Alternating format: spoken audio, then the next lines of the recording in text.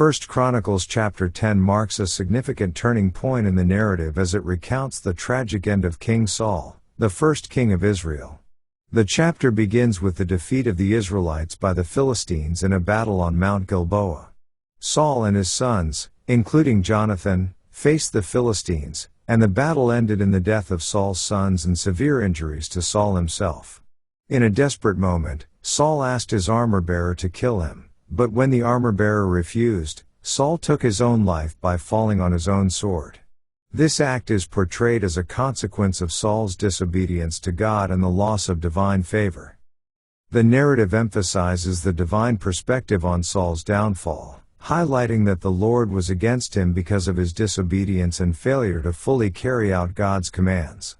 Saul's demise serves as a cautionary tale, illustrating the consequences of disobedience and the importance of seeking and following God's guidance.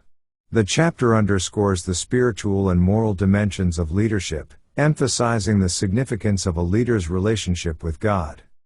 Following Saul's death, the Philistines retrieved his armor and placed his head and weapons in the temple of their idols, while his body and the bodies of his sons were hung on the city wall. The capture and display of Saul's remains by the Philistines symbolized the humiliation and defeat of the Israelite king.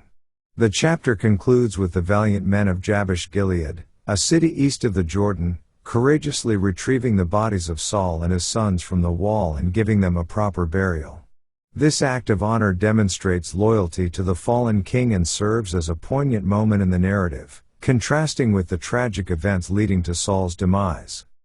In summary, 1 Chronicles chapter 10 recounts the downfall and death of King Saul in a battle against the Philistines. The chapter emphasizes the spiritual consequences of Saul's disobedience to God, portraying his tragic end as a result of divine judgment.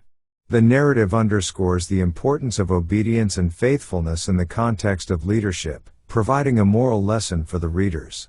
The subsequent retrieval and honorable burial of Saul and his sons by the men of Jabesh Gilead bring a sense of closure to this somber episode in Israel's history. Let's now read 1 Chronicles chapter 10. Now the Philistines fought against Israel, and the men of Israel fled from before the Philistines, and fell down slain in Mount Gilboa.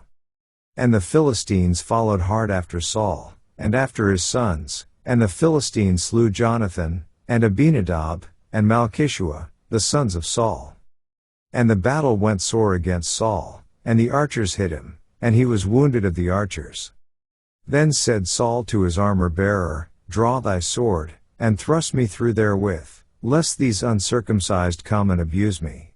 But his armor-bearer would not, for he was sore afraid. So Saul took a sword, and fell upon it.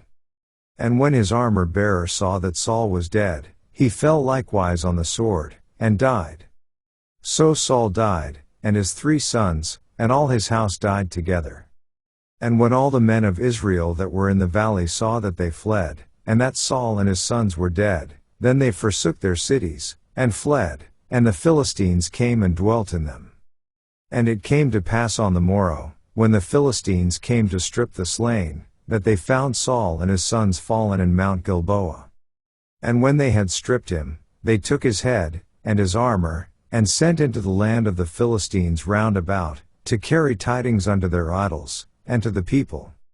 And they put his armor in the house of their gods, and fastened his head in the temple of Dagon.